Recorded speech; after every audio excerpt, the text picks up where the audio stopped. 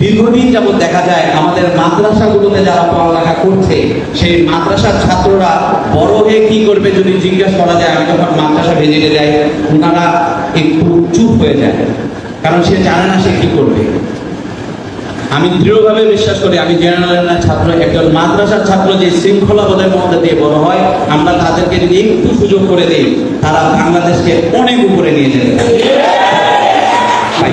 একটা কাজ করতে পারি, আমাদের দক্ষ অফিসার ইনচার্জের হাতে একটু শক্তি আছে, শক্তি বলবো না, সহায়তা আছে, মানুষকে সেবা দেওয়ার জন্য ওনার হাতে অস্ত্র আছে, আর আমার হাতে আছে কলম।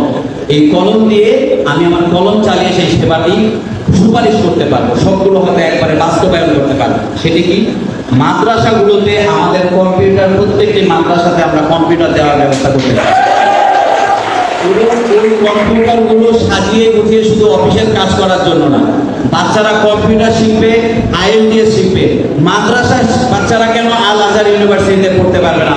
আমার মাদ্রাসার বাচ্চারা কেন অক্সফোর্ড, ক্যামব্রিজে যেতে পারবে না? ওদের তো আরো বেশি সম্ভাবনা রয়েছে। আমরা ওই জায়গাটা নিয়ে কাজ করতে চাই। আমি এর মধ্যেই অনেকের সাথে পরিচিত হয়েছে যারা এখানে আইএলটিএস ক্লাস করেন। আপনারা যদি একটু সহযোগিতা করেন, প্রত্যেকটি মাদ্রাসাতে সপ্তাহে যদি আমরা একদিন করে মাদ্রাসার বাচ্চাদের ইংলিশটা ডেভেলপ করে দিতে পারি, এই ইংলিশ দিয়ে আধুনিক শিক্ষা দিয়ে এই বাচ্চারা আমাদের বাংলাদেশকে ডমিনেট করবে, তারা বিশ্বকে ডমিনেট করবে।